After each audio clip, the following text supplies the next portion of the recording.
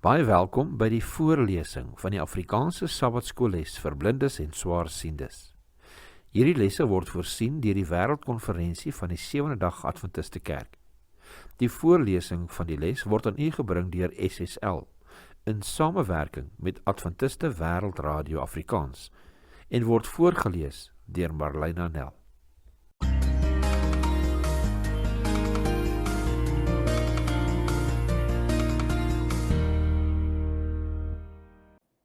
Maandag 20 April.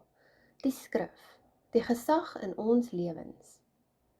Die Bybelse gesag en funksie blyk duidelik uit alles wat daarin geskryf staan. Lees 2 Timoteus 3 vers 15 tot 17 en skryf dit op 'n vel papier of in 'n Bybelstudiejoernaal oor. Let op die dinge wat hierdie skrifgedeelte aangaande die Bybelse funksie te sê het. Ons lees 2 Timoteus 3 vers 15 tot 17. En dat jy van kleins af die Heilige Skrifte ken wat jou wys kan maak tot saligheid deur die geloof in Christus Jesus. Die hele skrif is deur God ingegee en is nuttig tot lering, tot weerlegging, tot teregwysing, tot onderwysing in die geregtigheid, sodat die mens van God volkome kan wees, vir elke goeie werk volkome toegerus. 2 Timoteus 3 vers 15 tot 17.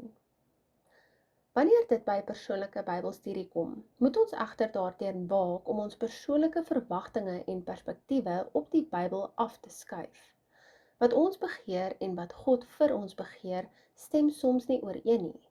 Ons behoort byvoorbeeld nie die metode waar mens jou oë sluit en met jou vinger op 'n teks druk te gebruik nie. Dit is nie hoe die Here met ons wil praat deur sy woord nie. God is nie 'n marionet nie. Hy staan nie slaggereed om in ons behoeftes te voorsien en aan ons wil te voldoen nie.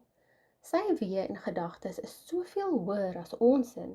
Jesaja 55 vers 9 sê, want soos die hemel hoër is as die aarde, so is my weë hoër as julle weë en my gedagtes as julle gedagtes. So daarom behoort ons nooit sy woord aan ons te probeer plooi totdat dit ons pas nie. Daarbenewens is die Bybel nie 'n vingerete waar ons net die dele waarmee ons gemaklik is uitsoek en op ons bordjies te sit nie. Ons behoort eerder die Bybel as 'n boodskap te beskou wat in sy geheel ontvang behoort te word. So, ons lees nie net al die gemaklike gedeeltes waarmee ons al vertroud is, terwyl ons die uitdagende en konfronterende gedeeltes vermy nie. As ons werklik wil hê dat God se woord uiting in ons harte en ons lewens moet vind, moet ons die Bybel in sy geheel aanvaar. Voorts moet ons dit versigtig lees en goed gefundeerde Bybelstudiemetodes gebruik met die vertroue dat God aan ons die dinge wat ons op daardie oomblik moet hoor, bekend sal maak. Let daarbenewens ook op Jesus se woorde in Matteus 22 vers 37 wat sê, jy moet die Here jou God lief hê met jou hele hart, met jou hele siel en met jou hele verstand.